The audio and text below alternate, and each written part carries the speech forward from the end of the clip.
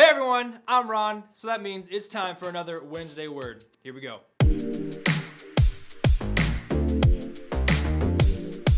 How many of you have ever been called something that you're not? Maybe someone says, hey, you're smart, and you're like, I don't really think I'm that smart. Or maybe someone says, hey, you're attractive, and you're like, I don't think I'm really that attractive. Or maybe somebody calls you something negative. They start spreading a rumor about you, about who you are, about what you've done, and you know it to not be true.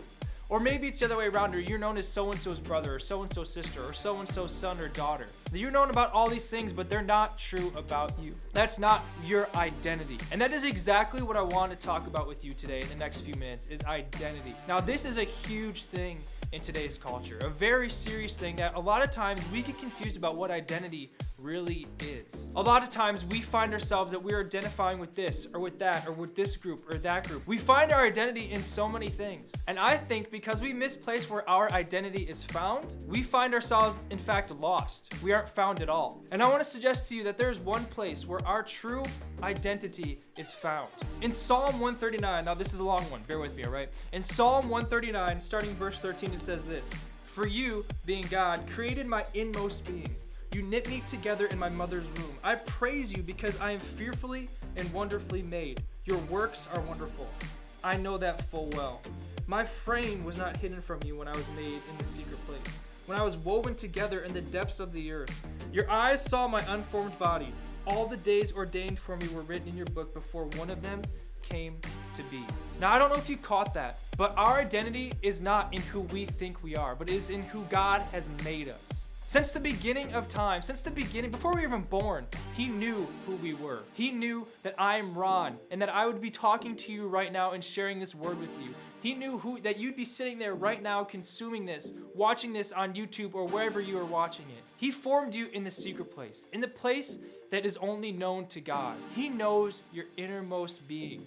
He knows everything about you. And a lot of times we go to different things and say, no, this person knows who I am, or no, this group knows who I am, or identify with this because that's who I am. When I want to say that, in fact, we don't even know who we really are. And the person who knows who we are is God. And we need to go to Him to find out what that is.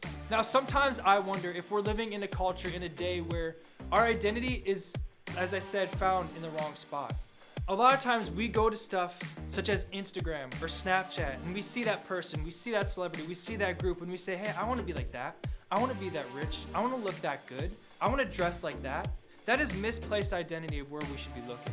In a world where we try so hard to fill the Instagram bio, to describe who we are, or fill our feed with things that we want other people to see, let us consider that maybe our identity isn't found in those things, but instead is found in the person of Jesus Christ.